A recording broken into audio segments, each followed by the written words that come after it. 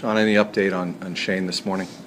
Yeah, Vic is still dealing, obviously, with some tightness on the calf. We've put him on the DL, and we've selected Jeff Bianchi, who will get here probably right before game time today. You've mentioned Bianchi before in terms of that overall infield depth picture. What is it that appeals to you about this skill set? What we saw in spring training, there's a lot of dependability, particularly on the defensive side.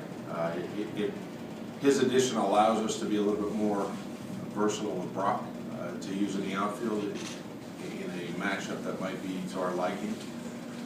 But the ability to play all three infield positions, played all three, like I said, with a lot of dependability in camp. With Shane dealing with so many, kind of minor injuries cropping up over the past couple of seasons, how do you think he's sort of handled having to deal with all those things? I guess the inevitability of getting older. When you look at the performance when he came back to us this year, after all that he's been through, you give him a tremendous amount of credit for the work that he's put in. I think any athlete who's taken out of competition because of injury, it's taxing mentally. And the number of times that Vic has either been on the DL or has missed anywhere from 3 to 5 games, it wears on him.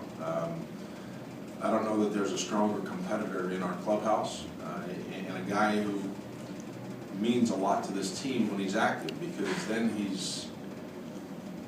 feels like he can speak his mind. It's tough for a player to speak his mind when they're not active and in the mix. And Vic is a vocal guy in our clubhouse.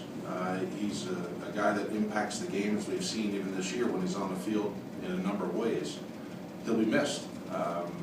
That's why you believe in a player as strongly as you do in Vic, not for what he did just in 2013, but what he does every time he's on the field and near 100% health. So we've got to get him back to where the durability is a little bit more consistent.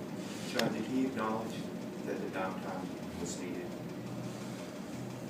No, he didn't acknowledge it, and that's just the competitor that he is.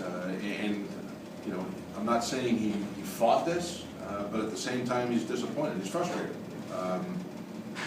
But it's, in defense of Vic, it's kind of hard to plan inning to inning rather than game to game. Did he, in watching the play last night, it looked almost like the left leg collapsed on him twice as he was going down the platform. Did he recognize it? That was a real issue? Yeah, he did. And then even when there was a ball hit in the right center field that he tracked after, you could tell that his gait was restricted. So in combination with the first inning sprint down the line and just the high intensity volume caught up to him, because he went through a full workup early afternoon with different types of running. He came through that fine, and then unfortunately, we had to remove him from the game. John, obviously Mookie came in as a defensive replacement or as a replacement yesterday, batted in his spot second.